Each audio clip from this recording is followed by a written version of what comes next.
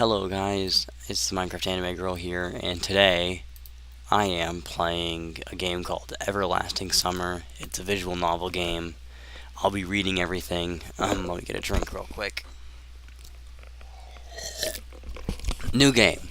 Dear Pioneer, you are on the verge of wondrous discoveries. The doors of the most wonderful place in the world, our favorite camp, Sivonuk, have opened before you. You'll remember this session for the rest of your life. Welcome. Um, we've got a picture of Lenin and a flag of some kind over the save game. And over the gallery, you have a few females and settings. I have turned off all of the music. I don't know. This is a game made by This is a game made by Soviet Games, which is kind of a confusing statement to say to myself. Am I actually recording? Yes, I am. I was having that dream once again. That dream. Same thing every night. But it's all forgotten in the morning, as usual. Maybe it's for the best. Only a glimpse of the memory will remain, of gates half opened, as if inviting me somewhere, with two stone pioneers standing close by. And also, that strange girl who keeps asking me,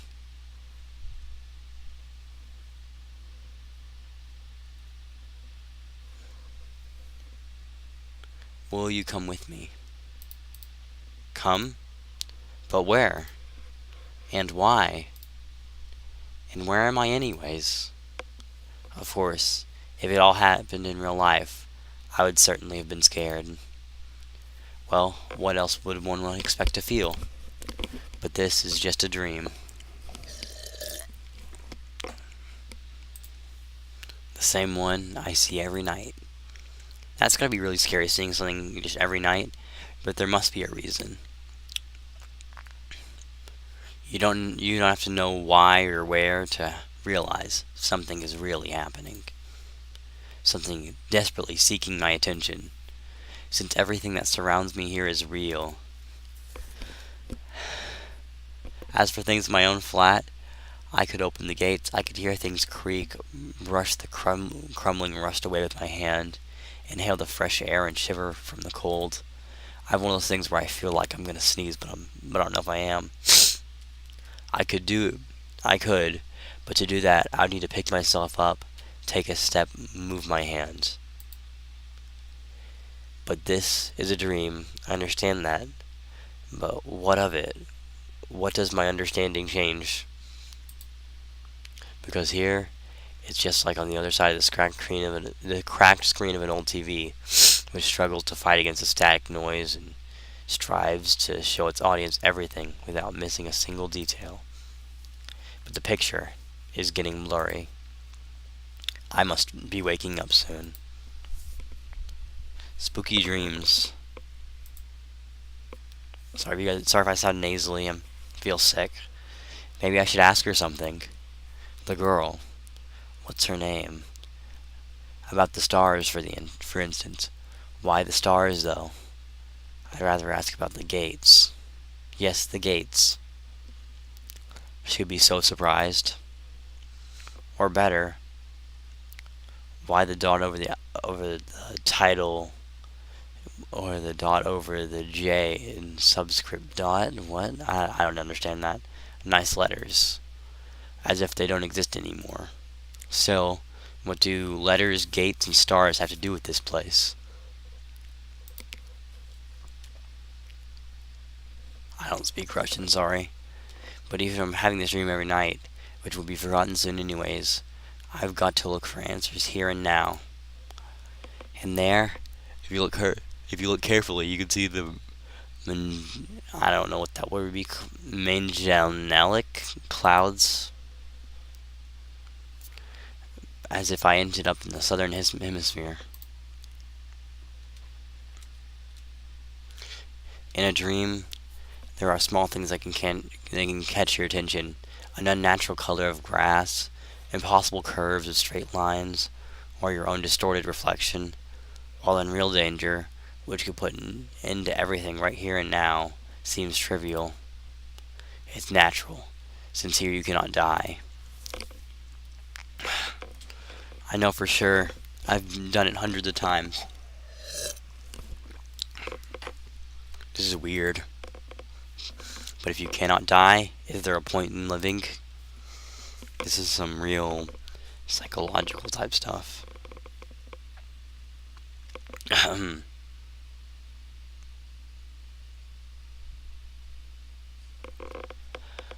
Should I ask the girl? Wait. Yeah. Sorry, I thought I missed something. I should ask the girl. She's a local. She should know. Yes, exactly. I should ask her about the owl, for example. One strange bird it is. Though, it doesn't matter. Will you come with me? And every time I have to answer. It's the only way. Otherwise, the dream will never end, and I will never wake up. Sorry. Yes, I will come with you. Every time, it's so hard to decide on the answer. Where am I? What am I doing here? Who is she? Why does so much of my life depend on this answer? Or maybe it doesn't.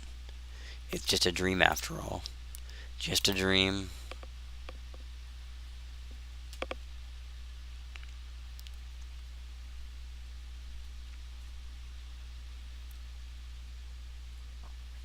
A keyboard clacking.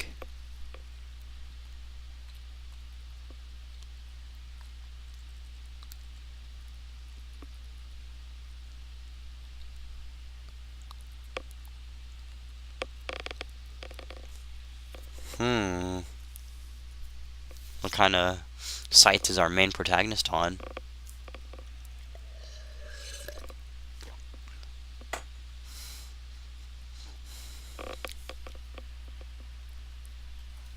The computer screen stared at me as if it were alive. Sometimes, it really did seem to me, it really seemed that it was conscious of itself. It had thoughts, wishes, ambitions, and feelings. It could love and suffer. As if in our relationship, the screen wasn't an instrument. It was me who was a lifeless piece of plastic and textile. Textilite? There was some truth in that.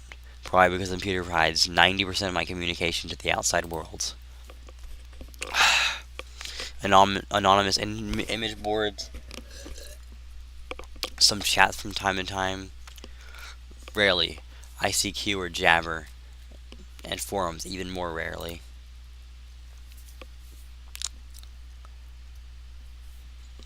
People on the other end of the internet cable simply do not exist. All of them are simply creations of a sick imagination, an error in the source code or a kernel bug which started a life of its own. I think my dude's a crackhead.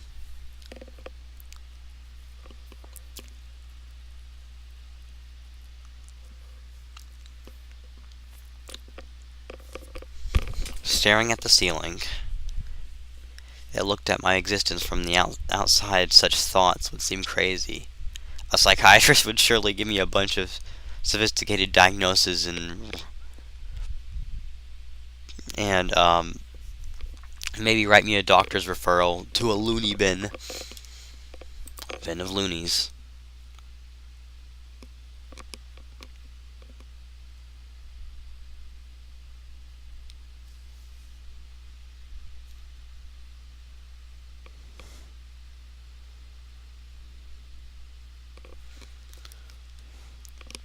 A small apartment with no signs of repair or any semblance in order in it.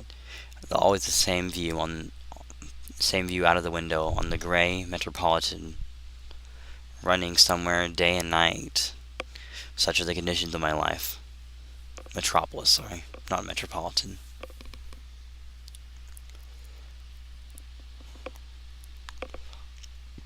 Well, of course, it didn't all start like this. I was born, went to school, and finished it, just like all the others. I was accepted into a university where I spent a year and a half trailing behind and struggling. I drifted through several jobs. Sometimes, sometimes it was working out quite well. Sometimes I was getting decent money out of it. But it felt like it was not mine. It was taken from another man's biography. I wasn't living life to the fullest. It was looping over and over in monotonous cycles.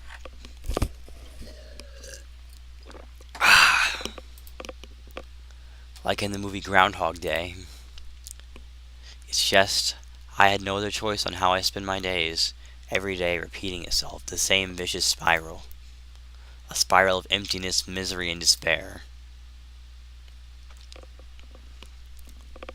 For the last few years, I just sat in front of the screen all day. Sometimes there were menial jobs. Sometimes my parents helped me. All in all, I was able to provide for myself. No wonder, really, since my needs are quite minor. I hardly ever leave my home, and communications with other people are exclusively consistent of online correspondence and anonymous. With the anonymous, who have no real name, no gender, no age. So, in brief, a quite typical life, a quite typical antisocialite, kind of a Donnie Darko on a minor scale, without doomsday-related visions.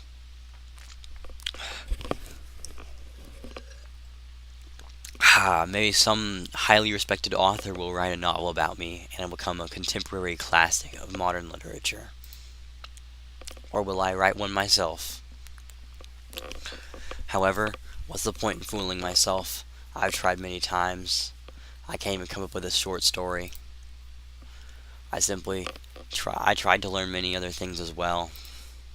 Not gifted enough to draw. Program got boring. Foreign languages take too much time. The only thing I loved doing was reading, but I'd never call myself a scholar. Perhaps I was an ace at watching anime, and a grandmaster of lame internet jokes. Man, this guy reminds me a lot of myself. Not gifted enough to draw, not patient enough to program, or do foreign languages. I can read, and I can watch anime, as well as memes. If I were to get paid for it, I'd probably be a happier person, and a richer person too. Without doubt, but I doubt it'd fill the hole inside me.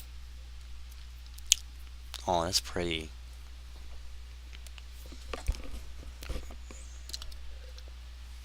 Today was another typical day of a failure's typical life. Today is a day when I go to my university reunion. Frankly speaking, I really don't want to. What's the point? The time I spent with them was so short. However, I was persuaded by a friend, a former university mate, one of the few whom I kept in touch with.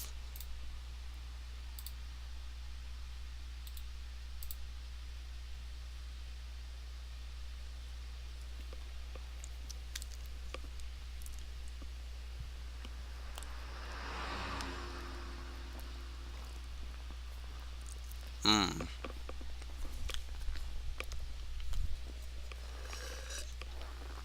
Mmm, the crunchy snow sounds are the best.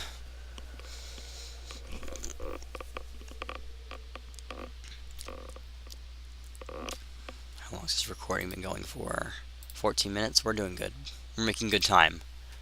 A frosty evening. Bus stop waiting. I never liked winter. Though hot summer is not my season either. Me too, brother, me too. I see no point in returning to point out a particular time in year. It doesn't matter much about the weather outside when you stay home 24/7. Me too. The bus was running late, so I was about to curse it all and spend my last few hundred rubles for a taxi. The idea of just returning home didn't cross my mind for some reason. As usual, millions of thoughts flew through my mind, but not a single useful one seized on. Oh man, my throat's dry. Such a thought that you can bring into existence, give a shape, turn into an idea, and put it into practice. Maybe I could start my own business, but where would I get the money from? Or maybe I could go back to working in an office. No, no way. Maybe I should try freelancing. But what skills do I have, and who would want me?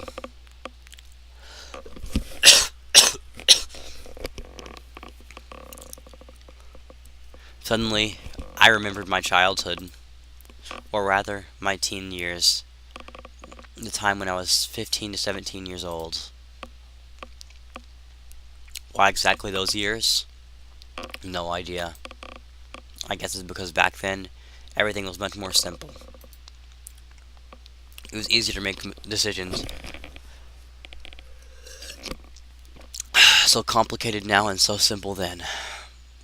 Waking up in the morning, I knew exactly how my day was going to pass. I always looked eagerly towards the weekend. I could then get some rest, and rest for times the things I liked. Computer, football, going out with friends. And then, at the beginning of next week, I'd take up my studies again. But then there were no such worrying questions like why, who needs it, what will change if I do it, or what will not change. A simple lifestyle, so casual for the normal person, so odd to myself today. That careless childhood age. It was also then I met my first love. Her appearance, her personality have vanished from my memory. Only her name remains like a brief line from a social media profile, along with the feelings which overwhelmed me when I was with her. Affection, tenderness, the desire to care for her and protect her. Sadly, it didn't last long. Today I can hardly imagine something like that happening.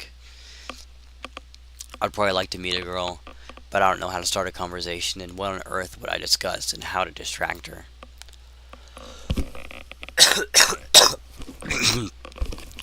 I haven't met any suitable girls for a long time, but where could I meet one anyway?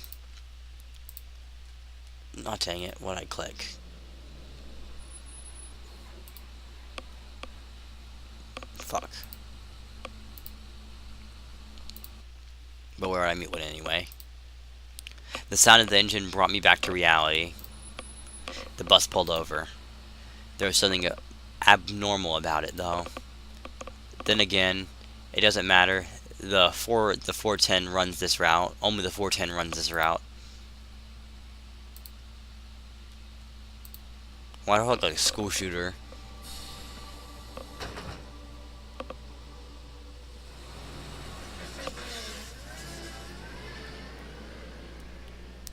Street lights passed me by. It just sounded like an Autobot. I just realized that's what it sounded like to me. As if its cold light sparks inside of me, trying to ignite feelings long dead. Or maybe not ignite, just awaken them. Because those feelings, they've been living in me for a long time, slumbering and waking up again. The driver's radio was playing some very familiar tune, but I wasn't listening to it. I was watching the cars pass through the fogged up window, because people are always rushing somewhere, chasing something they need, stuck in their own little worlds. Why would they care about mine? They probably have their own serious problems. Maybe they have much easier lives. You can't know for sure, since all people are different. Or are they? Sometimes someone's actions are easily predicted, but if you try to look inside his soul, you'll only see impenetrable darkness. The bus was approaching downtown, and my thoughts were interrupted by the bright city lights. Hundreds of billboards, thousands of cars, millions of people. I watched this light show. Somehow, I got terribly sleepy. I think we'll pause there and come back probably later tonight